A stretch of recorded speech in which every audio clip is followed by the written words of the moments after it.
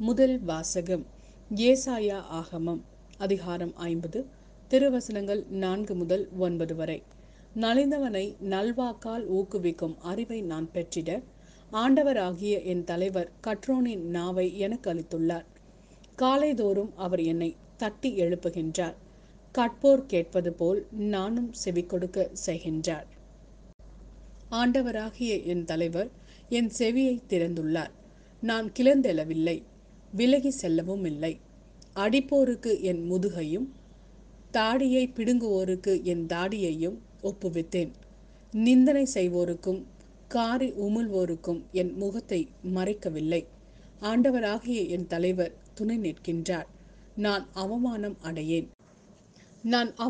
அடையேன். என் முகத்தை கட்பாறை ஆக்கிக் கொண்டேன். இழிநிலையை நான் அடைவதில்லை என்றறிவேன். நான் குற்றமற்றவன் என எனக்கு தீர்ப்பு வழங்குபவர் அருகில் உள்ளார். என்னோடு வழக்காடுபவன் எவன்? நாம் இருவரும் எதிரெதிரே நிற்போம். என் மீது குற்றம் சாட்டுபவன் எவன்? அவன் என்னை நெருங்கட்டும். இதோ, ஆண்டவராகிய என் தலைவர் எனக்கு துணை நிற்கின்றார். நான் குற்றவாளி என தீர்ப்பிட யாரால் இயலும்? அவர்கள் அனைவரும் துணியைப் போல் இற்று போவார்கள். புழுக்கள் அவர்களை அரித்துவிடும். இது ஆண்டவரின் அருள்வாக்கு. இறைவா, உமக்கு நன்றி. மத்தேயு எழுதிய நற்செய்தி அதிகாரம் 26, திருவசனங்கள் 14 முதல் 25 வரை. பின்னர் 12 ஒருவனாகிய யூதாஸ் இஸ்காரியோத் தலைமை குருவிடம் வந்து, இயேசுவை உங்களுக்கு நான் காட்டிக் கொடுத்தால் எனக்கு என்ன தருவீர்கள் என்று கேட்டான். அவர்களும் 30 வெள்ளி காசுகளை எண்ணி அவனுக்கு கொடுத்தார்கள். அது முதல் அவன் அவரை காட்டிக் கொடுப்பதற்கு வாய்ப்பு தேடிக்கொண்டிருந்தான்.